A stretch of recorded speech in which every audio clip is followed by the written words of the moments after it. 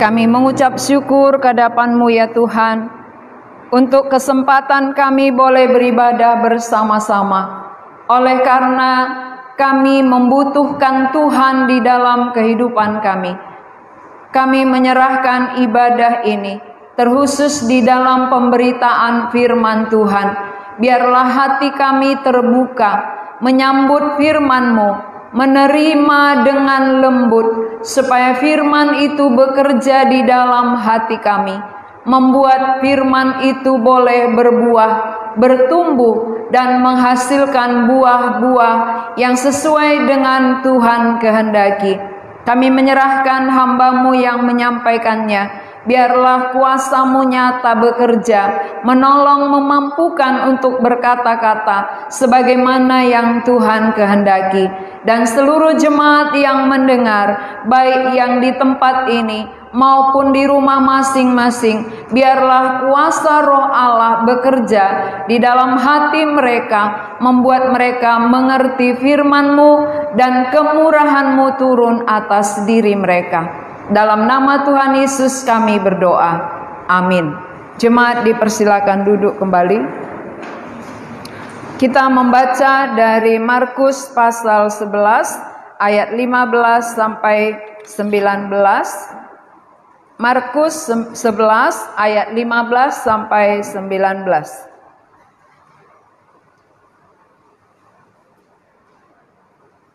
Kita akan baca dalam bentuk responsoria.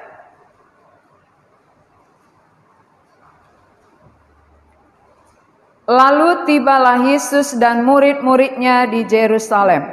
Sesudah Yesus masuk ke bait Allah, mulailah ia mengusir orang-orang yang berjual beli di halaman bait Allah. Meja-meja penukar uang dan bangku-bangku pedagang merpati dibalikkannya.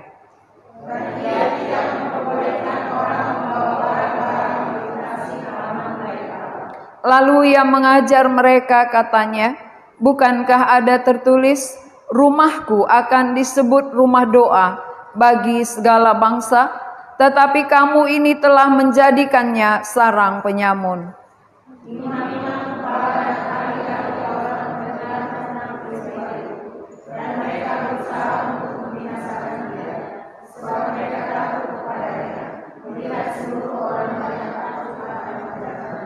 Menjelang malam mereka keluar lagi dari kota. Tema khotbah kita hari ini, revolusi rohani. Revolusi itu adalah pembaharuan. Pembaharuan secara rohani. Saudara-saudara, bangsa Israel ini, orang-orang Yahudi sudah terpencar, sudah terpisah-pisah. Bukan lagi satu tempat, tetapi mereka sudah terbuang ke berbagai tempat.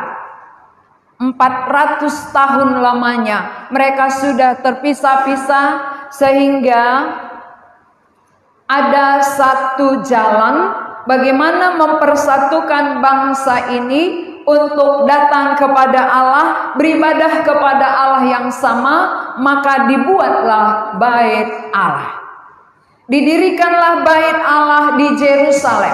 Yerusalem ini menjadi pusat peribadahan bagi orang Yahudi. Jadi dari segala tempat akan datang berkumpul di satu kota namanya Yerusalem. Dari manapun datang. Jadi dulu bukan seperti sekarang ini di mana-mana ada rumah ibadah. Di mana-mana bisa beribadah. Tapi semua dari mana saja tempatnya harus pergi ke Yerusalem. Beribadahnya satu tempat, fokusnya satu tempat. Dan disitulah Allah hadir. Jadi rumah ibadah itu fungsinya adalah kehadiran Allah. Allah hadir di tengah-tengah rumah ibadah, sehingga kalau kita beribadah, kita bertemu dengan Allah. Saudara, kalau beribadah bertemu dengan siapa? Mungkin kita beribadah malas karena malas bertemu dengan orang lain. Tetapi sebenarnya beribadah itu bukan bertemu orang lain, bertemu Allah, karena Allah hadir di baitnya. Kita perhatikan gambar ini.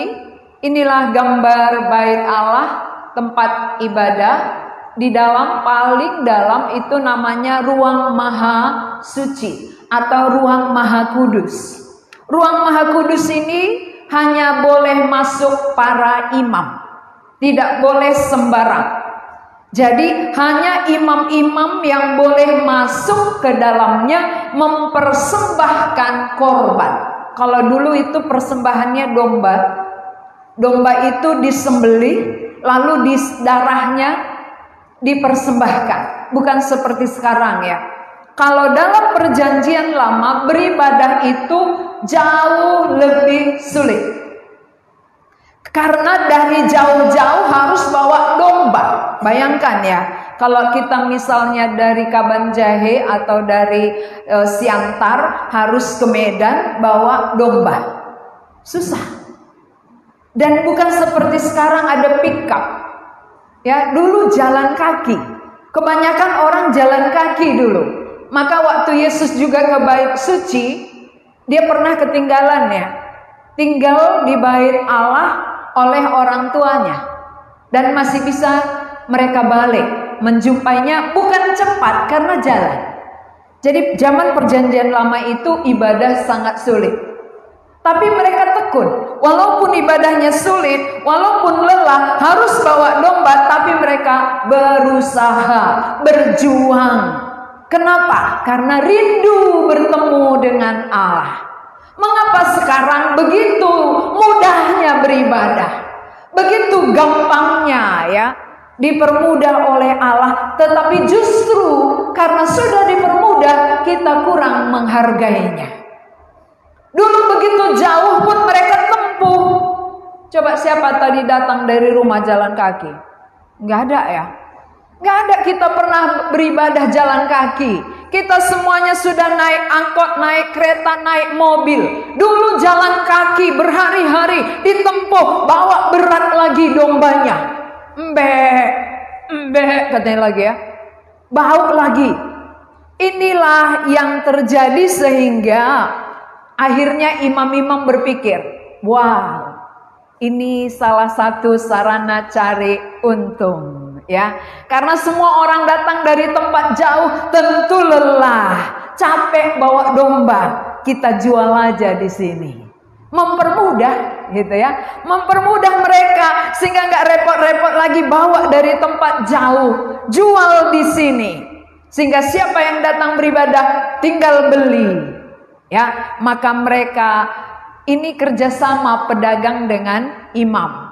Imam tugasnya adalah melayani di bait Allah, memberi persembahan kepada Allah, tapi dia kong kali kong ya. Zaman sekarang istilahnya kong kali kong. Zaman sekarang ini ada kerjasama antara pedagang dengan yang melayani di bait Allah, cari untung. Ya, sama-sama cari untung mereka. Bait Allah sebagai tempat perdagangan. Ini agak gelap gambarnya ya. Ini sudah mulai jual beli di sini. Tukar menukar uang. Ini tukar menukar uang, di sini jual beli untuk dipersembahkan kepada Allah. Judulnya persembahan kepada Allah. Tetapi saudara, apa yang terjadi? Ini sudah lama sekali terjadi. Para imam-imam ahli Taurat merasa banyak sekali keuntungan. Mereka bangga dengan ibadah-ibadah. Mereka senang orang banyak datang membeli, menukar. Akhirnya nanti mereka dapat persen, ya. Berapa persen untuk imam-imam, berapa persen untuk ahli-ahli Taurat setiap kali ibadah. Jadi di dalam pikiran mereka, di dalam angan-angannya, perjuangannya yang dia cari adalah keuntungan materi. Bukan lagi datang kepada Allah, menyembah Allah, menghormati Allah, tetapi materi. Berapa hari ini keuntungan kita? Waktu Tuhan Yesus datang, ya ini udah mulai terang gambarnya ya. Inilah tukar menukar ya. Ini di bait Allah, saudara. Kemudian ini jual beli kambing, domba dan sebagainya ya. Lalu Tuhan Yesus datang. Ketika mereka sibuk dengan jual beli mereka, perdagangan mereka, Tuhan datang. Ini Tuhan Yesus mulai melihat apa yang mereka lakukan di bait Allah ini. Ketika dia melihat, hatinya sedih. Mengapa? Karena dia berkata, rumahku adalah rumah doa. Rumah Bapakku ini kamu jadikan sarang penyamun. Bukan lagi sebagai rumah doa, berdoa kepada Allah. Tetapi kamu jadikan sarang penyamun. Kamu jadikan keuntungan-keuntungan materi dari bait Allah. Akhirnya Tuhan Yesus bukan hanya melihat, bukan hanya sedih, tetapi menjungkir balikkan semua barang-barang mereka. Meja-meja mereka ditunggang balikkan oleh Tuhan Yesus ya. Domba dilepaskan, uangnya semua dicampakkan. Ini adalah kemarahan Tuhan. Saudara-saudara, Tuhan Yesus pernah marah ya. Dia pernah marah di bait Allah. Jadi kalau saudara pernah marah karena kebenaran, ini dilakukan oleh Tuhan Yesus karena dia mencintai rumah Allah. Mencintai bait Allah, maka dia marah kepada pedagang-pedagang. Engkau menjadikan rumah Bapakku menjadi sarang penyamun. Harusnya ini tempat beribadah, tempat berdoa, bukan tempat cari keuntungan materi. Tapi ternyata saudara, sudah lama prosesnya. Sudah bertahun-tahun terjadi antara imam-imam dengan pedagang-pedagang mencari keuntungan. Pedagang cari untung, imam cari untung. Jadi sama-sama mereka sama-sama untung. Tetapi Tuhan dirugikan. Mengapa dibangun di Yerusalem? Mengapa ada bait Allah? Supaya Allah hadir di dalamnya. Semua jemaat akan beribadah. Ini tujuan Allah, tetapi salah digunakan. Salah penggunaan bait suci, saudara. Jadi zaman sekarang, apa kaitannya dengan hidup kita? Apa hubungannya dengan diri kita? Bait suci itu yang di Yerusalem sudah dirobohkan, tidak ada lagi. Maka tidak ada lagi orang yang beribadah ke sana. Karena bait Allah yang dibangun oleh Salomo yang begitu megah sudah dirobohkan, sudah hancur, tidak ada lagi. Dan bukan hanya karena sudah roboh, tetapi karena Tuhan Yesus sebagai Allah sudah datang di dalam penjelmaan. Dulu waktu perjanjian lama Allah belum menjelma. Tetapi dalam perjanjian lama, Allah yang adalah roh sudah datang dalam bentuk manusia. Ketika dia datang dalam bentuk tubuh manusia, lalu dia mempersembahkan dirinya di bait Allah, itulah persembahan yang sempurna. Manusia tidak perlu lagi bawa domba jauh-jauh. Tidak perlu lagi tukar-menukar uang. Kenapa? Darahnya itulah yang sekali ditumpahkannya cukup bagi pengampunan dosa seluruh manusia. Maka kita dalam perjanjian baru ini sangat beruntung, saudara. Tidak dipersulit oleh Tuhan, tetapi dipermudah. Bukan kita yang mengerjakan keselamatan kita, tetapi Allah itu sendiri. Dia yang datang dari sorga, dia yang bawa persembahan dirinya. Dia mempersembahkan tubuhnya. Kalau para imam, ketika dia berdosa, dia harus sembelih domba untuk penghapus dosanya. Baru dia persembahkan domba untuk jemaat. Tetapi beda dengan Yesus. Yesus, dia mempersembahkan bukan darah domba. Dia sebagai imam agung mempersembahkan darahnya sendiri. Kenapa? Karena darahnya adalah darah yang kudus, darah yang suci. Maka satu kali dia persembahkan cukup mengampuni dosa seluruh manusia manusia yang ada di muka bumi ini. Ini keuntungan bagi kita, saudara. Mari buka mata rohani kita. Mengapa kita tidak menghargainya? Mengapa pengorbanan darah Kristus yang sanggup menyucikan kita abaikan? Harusnya kita hargai. Tuhan, aku bersyukur. Aku hidup dalam perjanjian baru, bukan dalam perjanjian lama. Kalau dulu perjanjian lama, aku susah beribadah, harus bawa domba. Tetapi sekarang, engkaulah domba itu yang sudah mempersembahkan dirimu sendiri. Darahmu sudah tertumpah supaya oleh pengorbanan darahmu semua dosaku dapat disucikan. Jadi saudara-saudara, tujuan Yesus datang ke tengah-tengah bumi adalah penjelmaan Allah. Allah menjelma menjadi manusia. Allah hadir di bait suci. Lalu imam menolak. Ketika Allah hadir dalam bentuk manusia, itulah Yesus. Para imam, ahli Taurat, dan semua ini yang sudah mendapat keuntungan-keuntungan materi membenci Yesus, menolak Yesus, karena tujuan mereka gagal, digagalkan oleh Tuhan. Keuntungan-keuntungan materi mereka digagalkan oleh Tuhan, sehingga mereka berusaha untuk menangkap dan membunuh Yesus. Jadi kita harus tahu mengapa ahli Taurat, mengapa para imam membenci Yesus, padahal dia pelayan yang melayani di bait Allah, tapi menolak Allah. Bayangkan saudara, dia yang seharusnya memberitakan tentang Allah, tapi justru dia yang tolak Allah. Karena motivasinya cari keuntungan materi.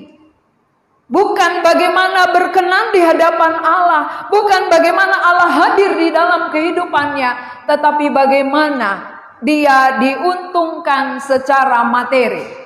Ketika Tuhan Yesus tunggang balikkan semua jualan mereka, meja-meja mereka, tentu mereka merasa rugi.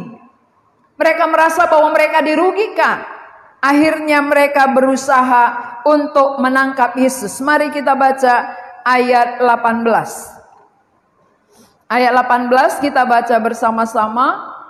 Apa yang mau dilakukan oleh imam-imam dan ahli Taurat. 2, 3, ya.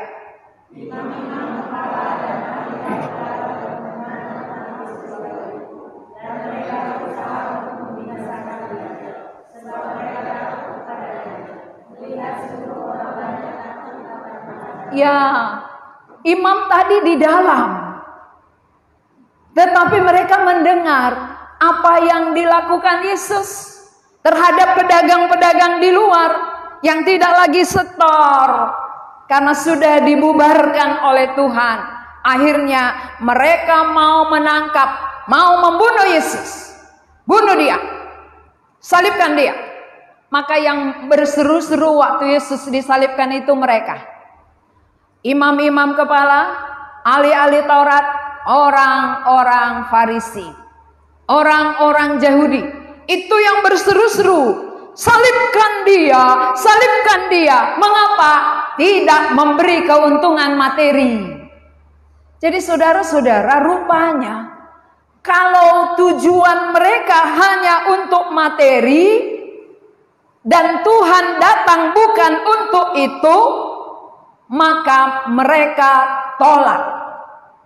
Banyak orang kenapa menolak Yesus yang memberi keuntungan besar? Karena tujuan mereka beda dengan tujuan Allah. Saudara-saudara, kita sekarang mengapa belum menerima pengorbanan darah Kristus sebagai anak domba Allah yang menghapus seluruh dosa kita? Kemungkinan besar karena tidak sesuai dengan keinginan hati kita. Tidak sesuai dengan kemauan kita. Maunya kita apa? Oh, maunya aku jadi orang kaya. Maunya aku materiku banyak. Ketika kita mau untuk hal-hal dunia, materi, ini kebencian di hadapan Allah. Ini kejahatan di hadapan Allah. Kenapa dia tunggang balikkan? Karena bukan untuk itu aku datang. Aku datang menjelma menjadi manusia, supaya aku bisa mempersembahkan tubuhku bagi pengampunan dosamu. Aku datang bukan untuk memberi materi bagimu, bukan untuk keuntungan jasmani, tetapi menguntungkan rohanimu. Aku datang memberi keuntungan secara rohani untuk yang kekal. Karena kalau materi pasti binasa. Kalau materi pasti tinggal. Semua materi yang kita kumpulkan akan kita tinggalkan, saudara. Tetapi kematiannya ketika kita sambut, ini yang membawa kita kepada kehidupan kekal. Maka ketika Tuhan Yesus tahu, dia tunggang balikkan, akhirnya dia mengingatkan kembali kepada pohon ara. Yang minggu lalu kita bahas tentang pohon ara yang tidak berbuah dikutuk oleh Tuhan. Walaupun daunnya lebat, daunnya subur, tapi tanpa buah akan dikutuk Allah. Walaupun kita seolah-olah kelihatan rohani, tanpa kehadiran Kristus kita akan dihukum. Tanpa kehadiran Kristus tidak mungkin kita berbuah. Mana buahnya? Sudah puluhan tahun kita Kristen, buah apa yang keluar? Kalau buahnya asam, buahnya pahit, buahnya menyakitkan, itu bukan buah yang Tuhan harapkan. Buah yang Tuhan harapkan adalah buah roh, buah yang tetap. Buah roh ada kasih, ada sukacita, kelemah lembutan, penguasaan diri, pengampunan. Ada banyak buah yang dikerjakan oleh roh yang satu. Ketika kita menyambut Allah yang menjelma menjadi manusia, maka rohnya dimeteraikan. Setiap orang yang menerima roh akan keluar dari dirinya buah roh. Buah Roh Kudus. Kalau saudara menghasilkan buah yang pahit dan asam, itu bukan buah roh, saudara. Itu buah daging. Buah daging berlawanan dengan buah roh. Mari kita evaluasi, selidiki kehidupan kita. Buah apa yang sudah keluar dari hidupku?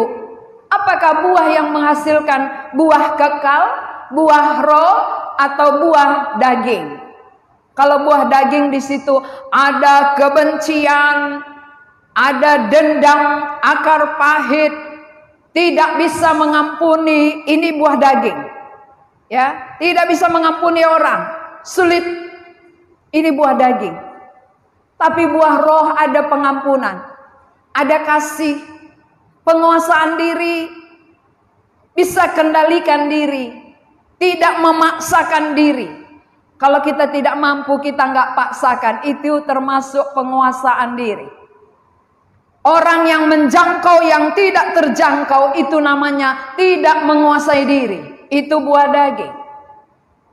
Tetapi buah roh, penguasaan diri, bisa mengendalikan hawa nafsu. Seberapa aku mampu, itulah kupakaikan. Tidak menjangkau yang lebih dari aku mampu. Tidak mengambil apa yang tidak bisa. Kalau mengambil apa yang tidak mampu, itu namanya tidak menguasai diri. Itu buah roh, saudara. Maka ketika Tuhan melihat pohon ara yang berdaun lebat, tapi tidak ada buah, dia kutuk. Terkutuklah engkau, untuk selamanya engkau tidak akan menghasilkan buah. Saudara-saudara, demikianlah kehidupan orang Kristen. Kalaupun kita bawa Alkitab, kita berdoa, Kita memberi, tapi tanpa hadirnya Kristus kita akan dihukum. Bahaya loh. Jadi buktikan bahwa kehadiran Kristus itu sudah nyata atau belum.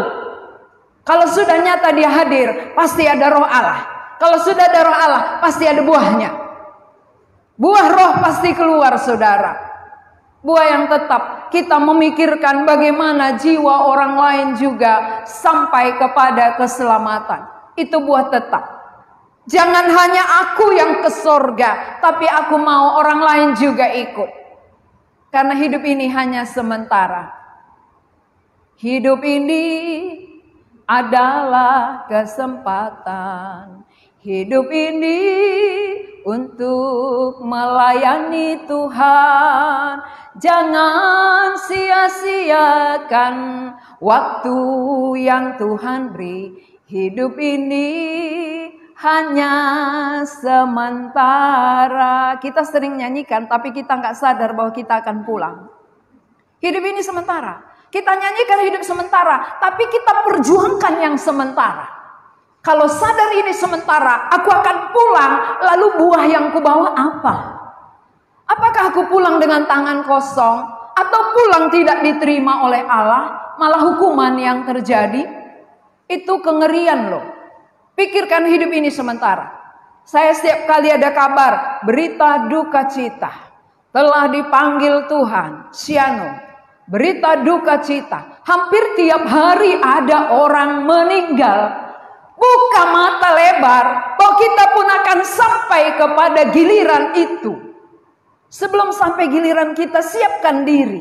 Bagaimana supaya kehidupanku selama di bumi ini menghasilkan buah. Supaya waktu aku pulang, aku berbuah kekal.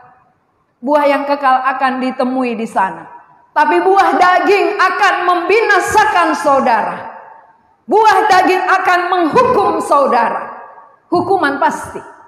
Tapi buah roh itu kekal. Buah tetap kekal. Dan itu akan membawa kita kepada kehidupan bersama dengan Allah. Kita nikmati untuk selamanya. Sudah berapa tahun kita hidup? Jangan materi menguasai pikiran kita. Materi akan tinggal. Jangan karena materi kita dihukum, saudara. Bukan salah cari materi, tetapi jangan materi menguasai.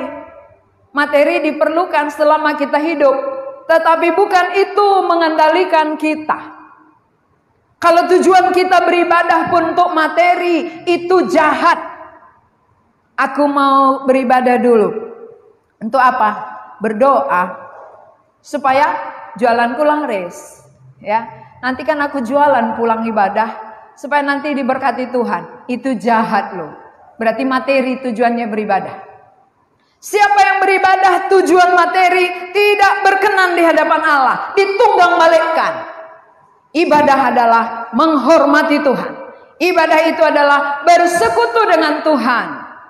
Menyembah Allah, itulah ibadah. Datang ke hadirat Tuhan. Jadi saudara-saudara yang perlu dibawa ke hadapan Allah waktu ibadah itu apa? Hati. Hati yang hancur. Itu yang Tuhan harapkan. Hati kita yang hancur, Tuhan. Hatiku yang tidak layak sebenarnya. Tetapi Engkau rela mengorbankan dirimu, melayakkan aku. Aku yang tidak pantas. Tetapi Engkau mengasihi aku. Engkau rela menumpahkan darahmu sebagai korban penghapus dosaku. Inilah pohon yang dikutuk Allah. Pohon yang mandul dikutuk. Artinya orang yang tidak berbuah pasti dihukum. Jadi menjadi orang Kristen bukan KTP. Ingat ya. Menjadi orang Kristen bukan KTP. Apa KTP-mu? Kristen. Apa buahmu? Daging. Akan dihukum ya. Siapa KTP-nya Kristen, buahnya daging, akan dihukum Tuhan. Kalau kita memang Kristen, harus buah roh keluar. Kehadiran Kristus harus nyata. Kalau Kristus nggak hadir, nggak akan pernah menghasilkan buah roh. Tetapi kalau dia sudah hadir, buah roh itu dengan sendirinya keluar. Karena Kristus yang mengerjakan di dalam hati kita. Bukan kita paksakan, tetapi dengan hadirnya Kristus Sang Raja itu, Dia yang mengerjakan di dalam kehidupan kita. Maka hasilnya buah roh. Imam-imam, ahli-ahli Taurat, cari keuntungan dunia dan menolak Yesus, pasti akan dihukum. Ya, jubahnya yang bagus. Jubah yang bagus, Kristus tidak hadir, akan dihukum Tuhan. Jadi bukan jubah menyelamatkan saudara, tetapi hadirnya Kristus. Banyak orang membanggakan itu, tetapi tanpa kehadiran Kristus, tanpa berbuah roh. Kalau Kristus nggak hadir, pasti buah daging yang keluar. Buah materi ini.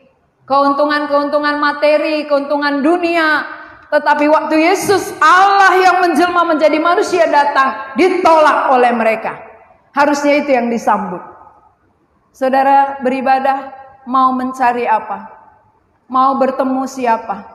Mau mendapatkan apa? Apa yang kita mau dapatkan di dalam ibadah ini? Ibadah yang sesungguhnya adalah bertemu Allah. Allah datang menjumpai kita, harus kita sambut. Supaya ketika Dia hadir di dalam hati kita, kita pasti menghasilkan buah kekal, buah roh. Itulah yang berkenan bagi Tuhan. Tetapi kalau kita menghasilkan buah daging, kita pasti dihukum. Jangan kira kalau kita sudah terdaftar menjadi anggota gereja dan paling rajin, absennya tidak ada, ya, masuk surga. Enggak. Kan ada gereja yang membuat absen. Oh, ini absennya jarang sekali absen loh. Tiap minggu hadir loh. Jadi malaikat bukan lihat absen, tetapi malaikat akan melihat, adakah Kristus di dalam hatimu? Adakah pengampunan dosa kamu terima? Darahnya tertumpah, sudahkah sucikan kamu? Kalau belum, walaupun kamu paling rajin, yang tidak ada absennya, pasti dihukum. Setuju? Setuju nggak setuju? Harus setuju, ya. Walaupun nggak setuju itu pasti terjadi. Nggak bisa kita komplain dengan Tuhan dan malaikat. Malaikat, aku nggak setuju, aku rajin kali dulu malaikat. Mengapa aku dihukum? Lalu malaikat bilang, syarat masuk surga bukan absen gereja. Tapi syarat masuk surga adalah Kristus mati sebagai korban penghapus dosa. Itu harus kamu sambut. Kalau kematiannya tidak kamu terima, maka tidak ada yang bisa mengampuni dosamu. Satu-satunya pengampunan dosa hanya melalui darah Kristus yang tertumpah. Tanpa darahnya tidak ada pengampunan. Tanpa kematiannya tidak ada keselamatan. Berarti siapa yang tidak menyambut Kristus yang telah mati dan bangkit, dia menuju penghukuman. Siapa yang menerima Kristus yang mati dan bangkit, dia akan menghasilkan buah di bumi, dan dia diterima di rumah Bapa di sorga.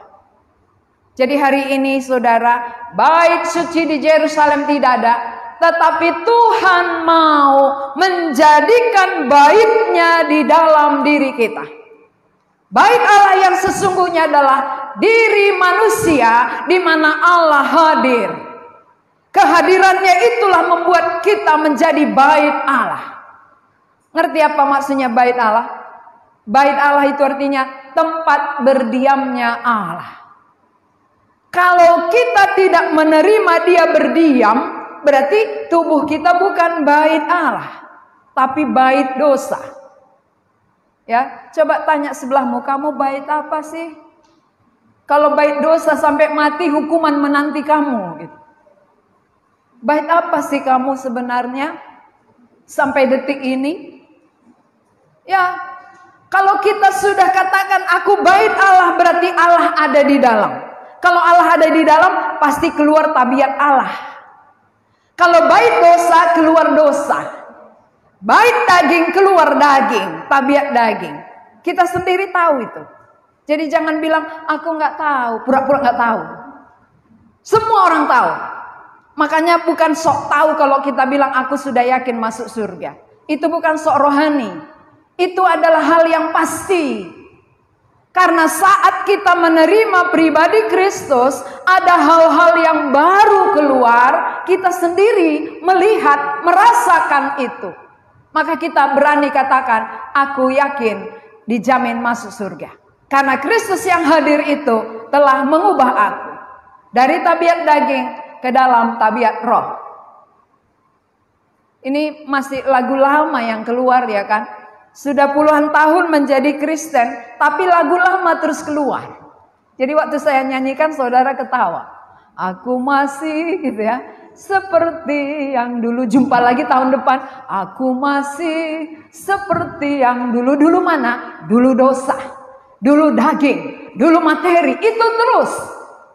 Gak pernah waktu ketemu, aku berubah, sungguh ku berubah, waktu ku serahkan hatiku. Aku berubah, sungguh ku berubah, waktu ku terima Yesus. Ya, waktu terima Yesus baru berubah. Orang yang menolak Yesus gak akan pernah berubah. Dari tahun ke tahun, puluhan tahun pun kita Kristen, gak akan berubah tanpa hadirnya Kristus. Jadi yang saudara butuhkan apa? Kehadiran di ibadah atau kehadiran Yesus di hati? Yang mana paling penting? Kehadiran Yesus di hati atau kehadiranku di ibadah? Ya, bagaimana menghadirkan Yesus di hati kalau ibadah pun malas? Itu dia, jangan pula kehadiran Yesus yang penting, besok gak usah ibadah gitu ya. Bagaimana mungkin kita bisa menghadirkan Yesus tanpa mendengar firman? Tidak mungkin Tuhan datang tanpa kita kenal Dia, tanpa kita dengar firman-Nya. Dari mana kita percaya Dia? Omong kosong. Omong kosong orang bilang percaya tanpa pendengaran. Karena Roma 10 ayat 17 berkata, ya, iman timbul dari pendengaran, pendengaran oleh firman Kristus. Jadi tanpa pendengaran firman gak mungkin saudara beriman. Jangan kira, oh kehadiran Yesus yang paling perlu, gak usah ibadah gitu ya. Itu konyol namanya. Ibadah itu perlu, penting, dan karena lewat ibadah kita mendengar firman, supaya lewat firman kita beriman. Waktu kita beriman, disitulah hadir Kristus. Ketika Dia hadir, buah roh akan keluar. Ya, buah apakah? Yang paling tahu diri kita adalah di rumah kita. Seisi rumah kita itu paling tahu siapa kita. Kalau yang jauh-jauh dilihatnya kita rohani semua. Ya benar ya. Kalau dari jauh-jauh kelihatan rohani, alim, apalagi di gereja ini ya. Semua rohani. Tapi kalau di rumah baru ketahuan malasnya. Ya. Ketahuan malasnya. Malas baca Alkitab, malas nyuci piring, malas nyapu, ya malas semua. Itu di rumah. Maka aku berubah itu di rumah juga kelihatan. Gitu ya. Waktu kita berubah, orang yang paling dekat dengan kita akan melihat itu. Melihat perubahan. Kalau belum berubah, pasti ketahuan. Gak bisa ditipu. Imam-imam kepala, ahli-ahli Taurat yang menipu selama ini, ketahuan. Tuhan Yesus melihat semuanya. Tuhan Yesus tahu kemunafikan mereka. Tahu motivasi mereka, maka Tuhan berantakan, ya, tunggang balikkan. Kamu semua bukan menyembah Allah, tapi kamu mencari keuntungan dirimu. Kamu mencari keuntungan materi yang Tuhan tidak suka, itu kejahatan. Jadi hari ini pun saudara, kita datang kepada Allah harus jelas motivasi kita. Motivasi kita beribadah itu adalah menghadirkan Allah di dalam hidup kita. Allah yang telah menjelma, itulah Yesus Kristus. Bagaimana Dia hadir dalam diri kita, itu paling utama. Karena dengan hadirnya Dia bisa mengubahkan sikap kita, pola pikir kita, tabiat, karakter, dan semuanya. Kita nggak mampu merubah diri, tapi hadirnya Kristus bisa mengubah kita. Saudara mau berubah atau aku masih seperti dulu sampai tahun depan? Ya, tahun depan aku masih ketemu lagi ya. Aku masih seperti 5 tahun lalu. Gitu. Sampai mati nanti aku masih seperti itu, ditolak malaikat ya. Malaikat bilang, kamu tidak di sini. Aku dulu GKMI loh. Ini bereknya di sorga nggak ada GKMI gitu ya. Yang ada darah Kristus. Siapa yang ditebus oleh darah itu yang masuk. Bukan merek gereja masuk. Sorga nggak ada merek gereja. Jangan bawa-bawa mereknya ke sana ya. Nggak akan ada nanti. Daftar sama malaikat. Malaikat, yang gereja ini sebelah mana? Aku dari gereja ini malaikat. Lalu malaikat bilang, kamu kok bodoh gitu ya. Bukan gereja di sini. Mengapa Allah datang ke bumi menjelma menjadi manusia? Itulah satu-satunya yang menebus seluruh umat manusia tanpa kecuali. Siapapun. Maka dari manapun dia, siapapun dia, apapun latar belakangnya, kau menerima darah Kristus, pengampunan dosanya, dia yang layak di sorga. Jadi jangan salah pilih ya. Bukan pilih gereja, tapi pilih darah Kristus. Pindah-pindah pun 10 kali kalau nggak menerima darah sama saja. Aku udah pindah kok, gitu ya. Aku udah pindah gereja yang baru. Bukan pindahnya yang perlu, tetapi dari gelap ke terang itu yang paling perlu ya. Dari gelap ke terang, hati gelap menjadi terang, hati daging menjadi roh. Itu yang Allah mau. Dari ke buah daging menghasilkan buah roh. Dari memikirkan materi, memikirkan Allah. Itulah seharusnya bagi orang percaya. Ini sampai mati, sampai ubanan. Dari kecil sudah tahu cari uang sampai ubanan terus itu. Gak pernah pensiun. Pegawai negeri aja pensiun. Ya kan? Tapi kita pedagang gak pernah pensiun. Kenapa? Kayak enak menghitungnya gitu. Sampai sakit-sakitan pun enak rasanya hitungnya. Bukan hitung berapa keluargaku masuk surga. Berapa keluargaku yang sudah ditebus. Itu yang perlu dihitung. Bukan harga uang ya. Itu binasa tinggal semua. Tetapi nyawa manusia yang mau diselamatkan oleh Tuhan Yesus, nyawa keluarga kita, saudara kita, berapa yang sudah ditebus? Kita katakan aku udah beriman. Cukupkah kita? Itu egois. Siapa yang sudah percaya tapi hanya memikirkan diri, itu egois. Berarti gak berubah dalam hal itu. Kalau orang yang sudah menerima Kristus, dia memikirkan orang lain, tidak memikirkan diri sendiri. Tapi bagaimana orang lain juga diampuni, supaya nanti kami sama reuni di sorga rumah Bapa. Reuni SMA aja senang ya ketemu teman lama. Apalagi reuni di sorga. Kamu dulu dari situ kan? Kamu dulu begini kan? Jumpa kita ya gitu. Mau reuni di sorga atau di neraka? Neraka juga reuni nanti ya. Aku pikir dulu kau ke surga, rupanya sama kita di sini. Kau dulu ngajari aku katanya ya.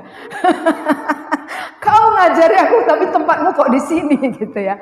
Kau kok di sini? Aku wajar aja katanya. Nah, jadi jangan nanti terlambat ya. Kalau sudah di sana reuni terlambat bahaya. Tapi di sini masih ada waktu. Masih ada kesempatan. Darah Kristus mengampuni seluruh dosa kita. Kematiannya yang 1 kali itu cukup menyucikan seluruh pelanggaran kita. Tidak ada jalan lain. Maka bagi kita yang hidup dalam perjanjian lama, ada anugerah yang besar. Tidak dipersulit oleh Tuhan. Coba kalau tadi kita dipersulit, harus pergi ke Yerusalem, kumpulkan lagi dulu uang, beli tiket. Sampai mati gak terkumpul pula ya kan? Gak cukup ini tiketnya ke Yerusalem ya. Bahaya. Nah sekarang kita gak perlu kemana-mana. Dia Allah yang datang ke bumi, menjelma sama seperti kita, disalibkan untuk kita, dicurahkan darahnya menyucikan dosa kita. Mengapa kita keraskan hati? Mengapa kita tidak buka sambut dia untuk pengampunan dosa kita? supaya hidup kita benar-benar diubahkan. Aku berubah. Jadi pulang nanti, aku berubah, udah lagu baru dia. Sungguh ku berubah, maka mukanya pun jadi berubah. Tadi merengut jadi ceria. Iya. Muka sebelahnya gimana? Merengut atau ceria nih? Jarang kelihatan ceria-ceria ya. Muka muram banyak. Kenapa? Terlalu memikirkan perkara-perkara yang sia-sia. Itu membuat berat. Tapi ketika kita memikirkan perkara yang kekal, itu membuat sukacita. Nah, para imam akan dihukum. Siapa imam-imam di antara kita? Ahli-ahli Taurat. Ada di antara kita ahli-ahli Taurat? Ahli-ahli Taurat itu artinya bukan melayani di gereja, tapi pintar firman.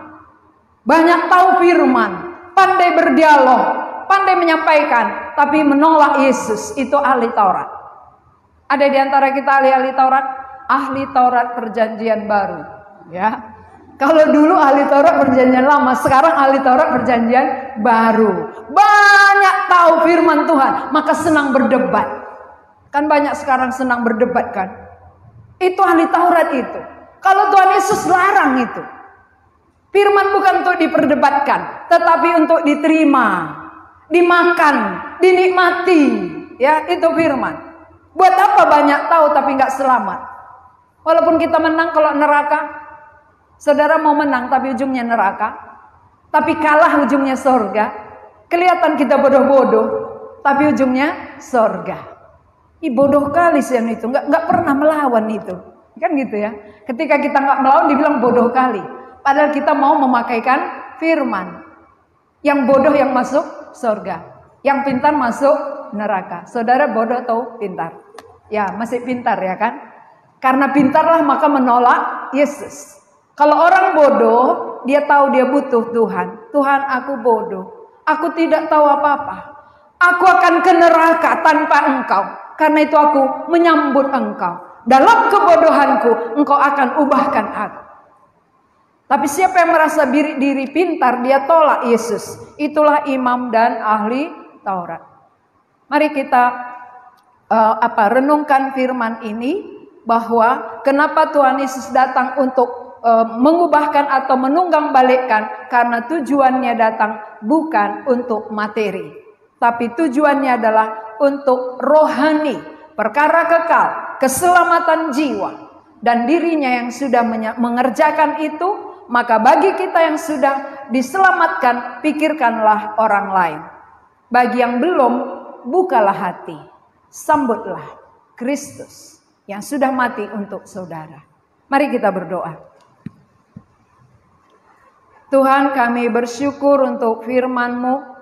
Biarlah firman ini bekerja di dalam diri kami, mengingatkan kami bagaimana dalam perjanjian lama begitu sulitnya beribadah, tetapi dalam kesulitan itu pun imam-imam kepala, ahli-ahli Taurat malah menyimpang dari yang seharusnya.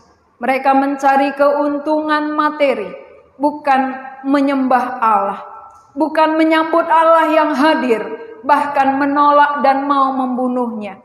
Tuhan, kami yang hidup dalam perjanjian baru sekarang ini, hati kamilah bait-Mu. Ketika hati kami menerima Engkau hadir, maka tubuh kami menjadi bait Allah. Allah hadir di dalamnya. Kehadiran-Mu lah yang mengubahkan kami, sehingga keluar buah roh dan buah yang tetap. Kami berterima kasih untuk firman ini. Engkau yang meneruskan bekerja di dalam hati kami, supaya firman-Mu ini hidup. Firman-Mu ini jadi di dalam diri kami. Dalam nama Tuhan Yesus kami berdoa. Amin.